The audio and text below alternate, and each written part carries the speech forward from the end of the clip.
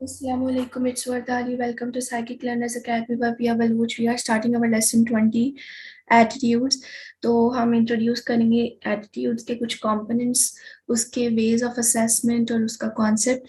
ठीक है, और हम इसकी डेफिनेशन पढ़ेंगे सबसे पहले, उसके बाद उसके कंपोनेंट्स पढ़ेंगे और डिफरेंट मेथड्स जो हैं डायरेक्ट और इनडायरेक्ट मेथड्स उनको देखेंगे.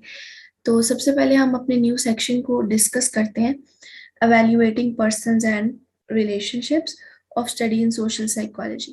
तो जब हम एटीट्यूड्स की बात करते हैं, ठीक है, इसमें हमने नया सेक्शन एक स्टार्ट किया है एटीट्यूड्स का. तो इसमें हम इसके मेन कंपोनेंट्स देखेंगे, हम पर्सन्स और रिलेशनशिप्स को एवेल्युएट करेंगे. ठीक है, इसमें हम किस तरह एटीट्यूड को बनाते हैं, उसको चेंज करते हैं. हम नेगेटिव जो एस्पेक्ट्स हैं एटीट्यूड्स के, जिसमें प्रेजुडाइज डिस्क्रिमिनेशन आ जाता है, और पॉजिटिव एटीट्यूड्स हैं जिसमें अट्रैक्शंस और अटैचमेंट्स आ जाती हैं, इंटरपर्सनल. ठीक है, ये सब डिस्कस करेंगे. सोशल इंटॉलरेंस और प्रेजुडाइज वगैरह भी जो है वो हम डिस्कस करेंगे, और ये भी डिस्कस करेंगे कि किस तरह पॉजिटिव अट्रैक्शंस को बनाया जाता है. अब एक्चुअली में एटीट्यूड क्या है हम ये देखते हैं. तो एक पॉजिटिव या नेगेटिव एवेल्युएशन किसी भी ऑब्जेक्ट की, जब एक एटीट्यूड जो है एक ऑब्जेक्ट का, एक पर्सन का, किसी भी चीज का, किसी भी पर्सन का, किसी भी इवेंट का या किसी भी इशू का.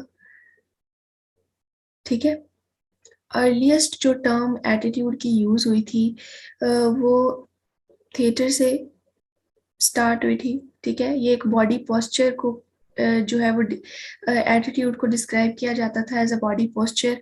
ठीक है, और 1800s में जो है वो इसको बॉडी पोस्चर की तरह डिफाइन किया जाता था. उसके बाद इसको रेफर किया गया एज पोस्चर ऑफ माइंड. ठीक है, mind, posture of mind consider किया गया.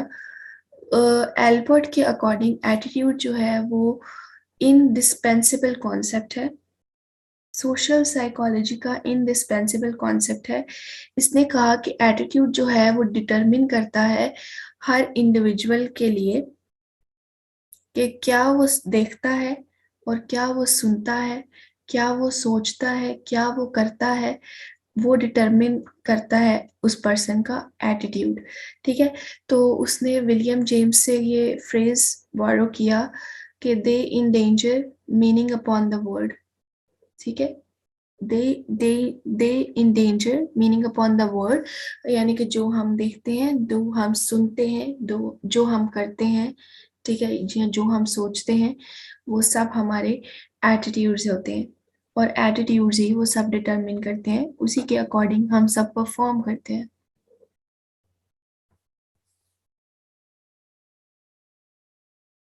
और एटीट्यूड जो है वो एक बहुत इंपॉर्टेंट कॉन्सेप्ट है.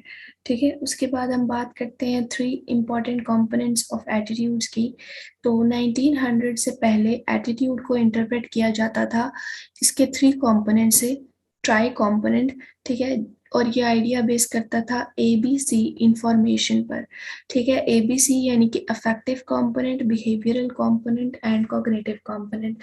इफेक्टिव कंपोनेंट का ये था कि वो पर्सन के emotions and affects towards the object, मतलब यानी कि जो पर्सन के जो इमोशंस हैं and affect towards the object. Behavioural component था कि किस तरह एक पर्सन जो है वो किसी भी ऑब्जेक्ट की तरफ बिहेव करता है. एटीट्यूड्स जो हैं वो बिहेवियर के डिटर्मिनेंट होते हैं, बट सिर्फ वो ही, सिर्फ मतलब एटीट्यूड्स एक बिहेवियर का एक डिटर्मिनेंट है. ठीक है, बट सिर्फ यही नहीं है, इसके अलावा भी बिहेवियर के और डिटर्मिनेंट हैं. ठीक है, और कॉग्निटिव कंपोनेंट होता है कि इसमें थॉट्स और बिलीव्स होते हैं पर्सन के किसी भी ऑब्जेक्ट के बारे में. एटीट्यूड्स जो हैं वो कॉग्निटिवली बहुत कॉम्प्लेक्स होते हैं, बट जब हम उन्हें एवेल्युएट करने जाएं तो वो बहुत सिंपल होते हैं. ठीक है, अब अफेक्टिव कंपोनेंट पर्सन के इमोशंस हैं, मतलब ऑब्जेक्ट की तरफ उसका अफेक्ट है. किसी भी ऑब्जेक्ट की तरफ एक पर्सन पर क्या अफेक्ट आता है वो उसका अफेक्टिव कंपोनेंट है. किसी भी ऑब्जेक्ट की तरफ वो किस तरह बिहेव करता है वो उसका बिहेवियरल कंपोनेंट है.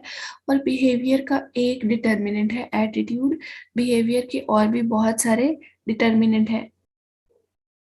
जो हमारा पास्ट बिहेवियर होता है वो भी हमारे एटीट्यूड्स को डिटरमिन करता है। उसके बाद कॉग्निटिव कंपोनेंट में हमारे थॉट्स और बिलीव्स किसी भी ऑब्जेक्ट की तरफ हमारे एटीट्यूड्स को शो करते हैं। सॉरी, क्योंकि जितने भी कंपोनेंट्स होते हैं वो हमेशा प्रेजेंट होते हैं। काफ़ी सारे साइकोलॉजिस्ट ने सिंगल मतलब जो सिंगल डेफिनेशन है उसकी तरफ मूव ऑन किया। जो कॉमनली यूज वर्ड्स हैं ऑब्जेक्ट्स को इवेल्युएट करने के, वो good bad dislike hate love etcetera यही है, ठीक है। हाउएवर कुछ स्पेशलाइज्ड जो टर्म्स हैं जो भी यूज की जाती हैं इवेल्युएट करने के लिए, फॉर एग्जांपल जो हमारी खुद की तरफ हमारा एटीट्यूड होता है उसे हम सेल्फ एस्टीम कहते हैं। ऐसे ही नेगेटिव जो एटीट्यूड्स होते हैं उन्हें हम प्रेजुडाइज और डिस्क्रिमिनेशन कहते हैं। और जो पॉजिटिव एटीट्यूड्स होते हैं उन्हें हम अट्रैक्शंस और रिलेशनशिप्स कहते हैं।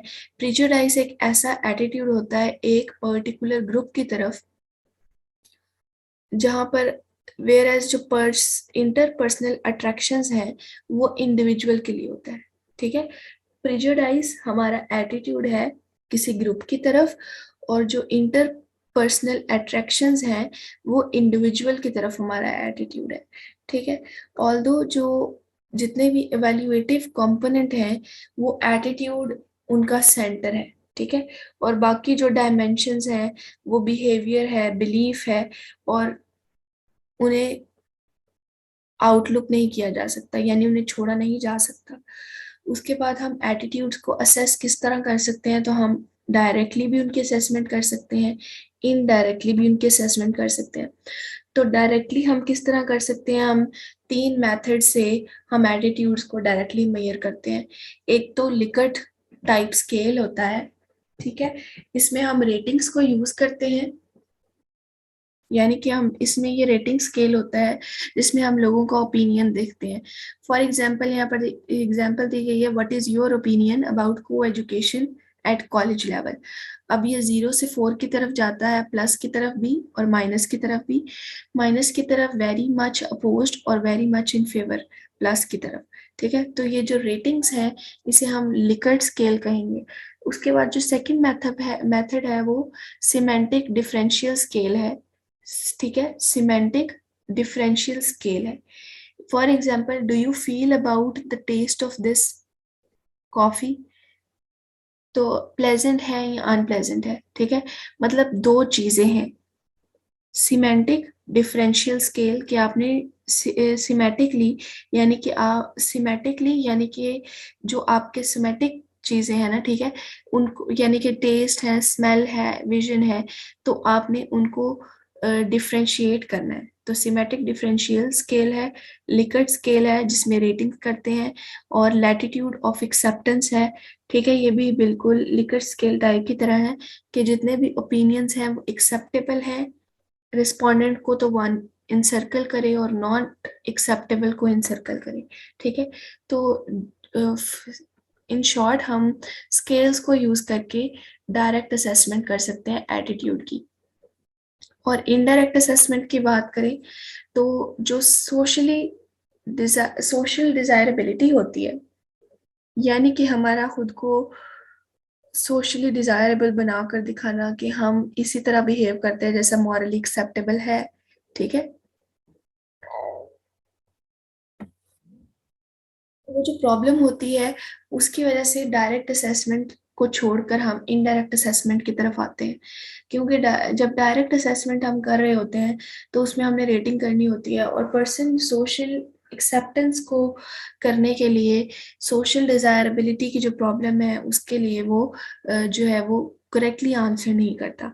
उसके बाद जो स्टडीज कंडक्ट की गई 1930s में और 1969 में, उन्होंने ये शो किया कि स्टीरियोटाइप्स में काफी रिडक्शन आई है। जो स्टीरियोटाइप वाइट की थी अगेंस्ट ब्लैक पीपल उसमें काफी कमी आई है। हाउएवर जो एविडेंस है उसने ये शो नहीं किया कि प्रेजुडाइज में रिडक्शन हुई है, ठीक है। प्रेजुडाइज में रिडक्शन शो नहीं हुई, ठीक है, जबकि स्टीरियोटाइप में रिडक्शन शो हुई। तो इस आर्टिफैक्ट से हमने ये एट्रीब्यूट किया कि सोशल डिजायरेबिलिटी फैक्टर जो है वो होता है, ठीक है। उसके बाद बोगस पाइपलाइन टेक्निक जो है उसको यूज किया गया, ताकि हम रिस्पोंडेंट्स को कन्विंस कर सकें कि जो एक्सपेरिमेंटर है उसके पास डिफरेंट रिस्पोंडेंट्स हैं, मतलब उसको रिस्पोंडेंट का रियल एटीट्यूड जो है वो पता है। बोगस पाइपलाइन टेक्निक जो है वो इफेक्टिव होती है जब हमने लोगों से ये एडमिट कराना होता है, यानी कि वो बहुत ज्यादा स्मोक करते हैं या बहुत ज्यादा ड्रिंक करते हैं या वो अनहेल्दी बिहेवियर्स में इंगेज हैं। तो जब इस तरह की चीजें हमने एडमिट करानी होती हैं तो बोगस पाइपलाइन टेक्निक जो है वो इफेक्टिव होती है। काफी एडवांसमेंट भी हुई है इलेक्ट्रोफिजियोलॉजी, ठीक है, इलेक्ट्रोफिजियोलॉजी भी डेवलप की गई है जिससे हम बोगस यानी कि जो क्लियर नहीं होते ना, अनक्लियर होते हैं, ठीक है, उनको रिमूव करके बोगस पाइपलाइन से, और हमने पॉसिबल किया कि हम एटीट्यूड्स को डायरेक्टली डिटेक्ट कर सकें। फॉर एग्जांपल इलेक्ट्रोमायोग्राफी में हम रिकॉर्ड करते हैं, यानी कि हम जो हमारे मसल्स में मतलब एक पर्सन की जो फीलिंग्स हैं, उसके जो एटीट्यूड्स हैं, उनको एक्यूरेटली मिनट बाय मिनट हम डिटेक्ट करते हैं इलेक्ट्रोमायोग्राफी में, ठीक है।